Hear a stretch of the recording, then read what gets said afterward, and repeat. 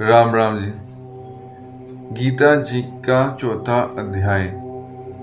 इसके उपरांत श्री कृष्ण महाराज बोले, हे अर्जुन, मैंने इस अविनाशी योग को कल्प के आदि में सूर्य के प्रति कहा था, और सूर्य ने अपने पुत्र मनु के प्रति कहा, और मनु ने अपने पुत्र राजा इक्ष्वाकु के प्रति कहा। इस प्रकार परंपरा से प्राप्त हुए इस योग को राज ऋषियों ने जाना, परंतु हे अर्जुन, वह योग बहुत काल से इस पृथ्वी लोक में लोप हो गया था। वह ही यह पुरातन योग अब मैंने तेरे लिए वर्णन किया है, क्योंकि तू मेरा भक्त और प्रिय सखा है, इसलिए तथा यह योग बहुत उत्तम और रहस्य अर्थात अति मर्म का विषय है। इस प्रकार भगवान श्री कृष्णचंद्र महाराज के वचन सुनकर अर्जुन ने पूछा, हे भगवान, आपका जन्म तो आधुनिक अर्थात अब हुआ है, और सूर्य का जन्म बहुत पुराना है, इसलिए इस योग को कल्प के आदि में आपने कहा था, ये मैं कैसे जानूं? इस पर श्री कृष्ण महाराज बोले, हे अर्जुन, मेरे और तेरे बहुत से जन्म हो चुके हैं, परंतु हे परंतप, उन सबको तू नहीं जानता और मैं जानता हूँ। मेरा जन्म प्राकृत मनुष्यों के सदृश नहीं है। मैं अविनाशी स्वरूप अजन्मा होने पर भी तथा सब भूत प्राणियों का ईश्वर होने पर भी अपनी प्रकृति को अधीन करके योग माया से प्रकट होता हूँ। हे भारत, जब जब धर्म की हानि और अधर्म की वृद्धि होती है, तब तब ही मैं अपने रूप को रचता हूँ अर्थात प्रकट करता हूँ, क्योंकि साधु पुरुषों का उद्धार करने के लिए और दूषित कर्म करने वालों का नाश करने के लिए तथा धर्म स्थापन करने के लिए युग युग में प्रकट होता हूँ। इसलिए हे अर्जुन, मेरा वह जन्म और कर्म दिव्य अर्थात अलौकिक है। इस प्रकार जो पुरुष तत्व से जानता है, वह शरीर को त्याग कर फिर जन्म को नहीं प्राप्त होता है, किंतु मुझे ही प्राप्त होता है। हे अर्जुन, पहले भी राग, भय और क्रोध से रहित अनन्य भाव से मेरे में स्थिति वाले मेरे शरण हुए बहुत से पुरुष ज्ञान रूप तप से पवित्र हुए मेरे स्वरूप को प्राप्त हो चुके हैं। क्योंकि हे अर्जुन, जो मेरे को जैसे भजते हैं, मैं भी उनको वैसे ही भजता हूँ। इस रहस्य को जानकर ही बुद्धिमान मनुष्यगण सब प्रकार से मेरे मार्ग के अनुसार बरतते हैं। जो मेरे को तत्व से नहीं जानते हैं, वे पुरुष इस मनुष्य लोक में कर्मों के फल को चाहते हुए देवताओं को पूजते हैं, और उनके कर्मों से उत्पन्न हुई सिद्धि भी शीघ्र ही होती है, परंतु उनको मेरी प्राप्ति नहीं होती। इसलिए तू मेरे को ही सब प्रकार से भज। हे अर्जुन, गुण और कर्मों के विभाग से ब्राह्मण, क्षत्रिय, वैश्य और शूद्र मेरे द्वारा रचे गए हैं।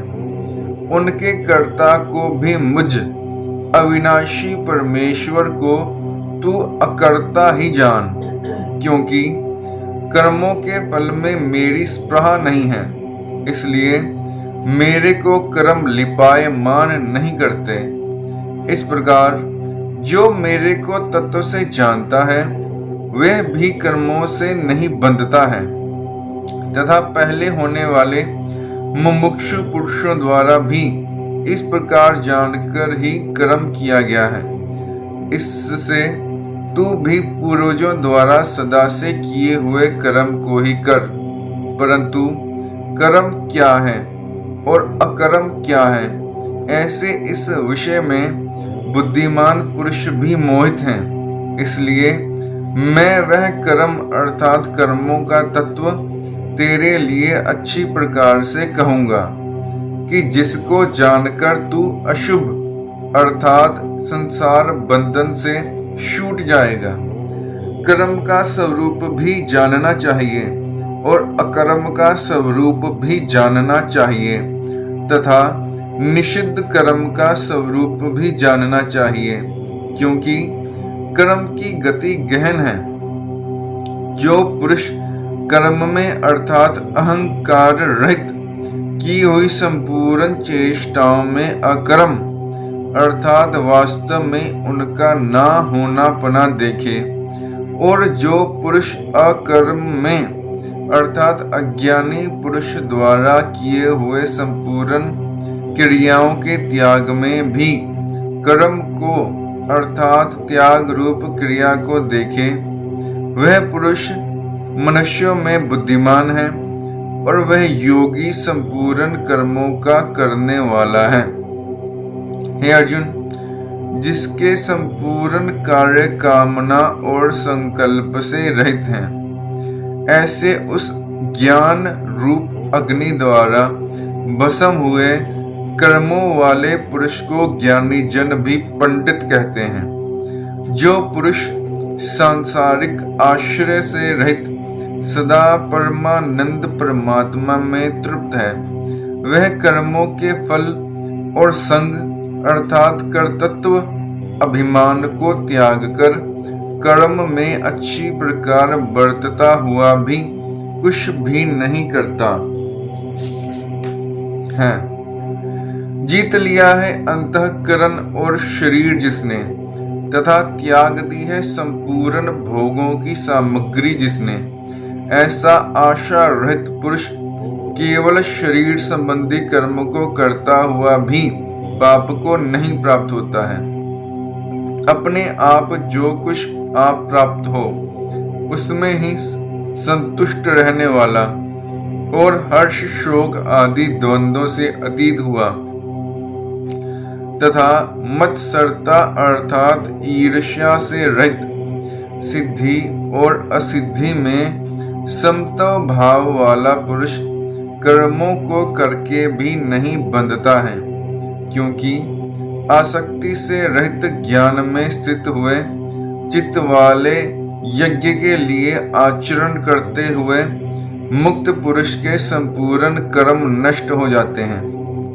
उन यज्ञ के लिए आचरण करने वाले पुरुषों में से कोई तो इस भाव से यज्ञ करते हैं कि अर्पण अर्थात स्त्रुवादिक भी ब्रह्म है और हवि अर्थात हवन करने योग्य द्रव्य भी ब्रह्म है, और ब्रह्म रूप अग्नि में ब्रह्म रूप कर्ता के द्वारा जो हवन किया गया है वह भी ब्रह्म ही है। इसलिए ब्रह्म रूप कर्म में समाधिस्थ हुए उस पुरुष द्वारा जो प्राप्त होने योग्य है वह भी ब्रह्म ही है, और दूसरे योगीजन देवताओं के पूजन रूप यज्ञ को ही अच्छी प्रकार उपासते हैं अर्थात करते हैं, और दूसरे ज्ञानी जन पर ब्रह्म परमात्मा रूप अग्नि में यज्ञ के द्वारा ही यज्ञ को हवन करते हैं।